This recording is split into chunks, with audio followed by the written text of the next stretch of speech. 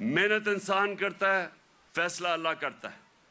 تو یہ جو تین چیزیں ہیں یہ انسان کو آزاد کر دیتی. اور پھر جو بڑا بت ہے، میں کا بت، جو انسان اپنے سے باہر نہیں نکلتا، جو سب سے بڑی جہاد ہے، جہاد اکبر، اپنی نفس کے خلاف، اپنی میں کو کنٹرول کرنے کے لیے، یہ بہت بڑا بت ہے. اپنی ذات کے لیے، اپنے آپ کے لیے انسان سمجھتا نہیں ہے کہ اس کو اللہ نے کتنا بڑا مقام رکھا ہے. اس کی ویژن، جو انسان اپنے لیے زندگی گزارتا ہے وہ چھوٹا سا انسان بن جاتا ہے. جتنا مرضی اللہ اس کو نواز دے، جتنے مرضی پیسے دے دے، علم دے دے، جو اپنی ذات کے لیے زندگی گزارتا ہے وہ آج تک دنیا کی تاریخ میں بڑا انسان نہیں بن سکا. لوگ کس کو یاد رکھتے ہیں؟ ہم بڑے ہو رہے تھے لاہور میں تو سارے گنگا رام کو یاد رکھتے تھے. گنگا رام کو کیوں؟ اس نے ہسپتال بنایا تھا انسانوں کے لیے. سارے جو اللہ کے برے صغیر میں بڑے بڑے جو صوفی آئے، ولی اللہ آئے، آج بھی ان کے مزاروں پہ دیکھیں لاکھوں لوگ جاتے ہیں. کیوں جاتے ہیں؟ کیونکہ وہ انسانوں کے لیے آئے تھے. وہ سب عاشق رسول تھے. وہ سارے، ان کی زندگی انسانوں کے لیے تھی اور انسانوں سے پیار کرتے، عزت دیتے. سو یہ جو بت ہے، جب انسان اپنے سے باہر نہیں نکل سکتا تو میرے نبی صلی اللہ علیہ وسلم نے مدینہ میں اس طرح لوگوں کو آزاد کیا. پھر انہوں نے معاشرے کو چینج کیا.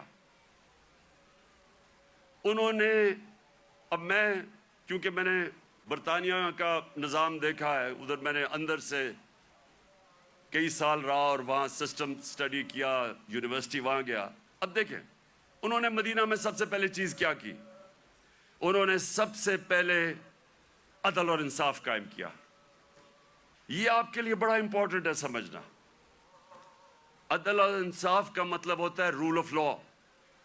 رول آف لا کا مطلب ہوتا ہے سب لوگوں کے لیے ایک قانون. قانون کے سامنے سب ایک برابر، کوئی قانون سے اوپر نہیں ہے.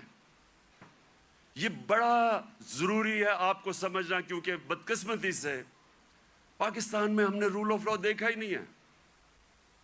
میں جب شروع میں گیا برطانیہ تو پہلی دفعہ میں نے رول آف لا دیکھا. کوئی قانون کے اوپر نہیں. وہ جا رہا، ان کا جو پرائم منسٹر ہے اس کی جرت نہیں ہے قانون توڑنے کی. ہم نے جب شروع میں دیکھا جو ان کا برطانیہ کا جو شہزادہ تھا پرنس چارلز، اس کو ٹریفک وارڈن نے روک کے فائن کر دیا، وہ سپیڈ کر رہا تھا.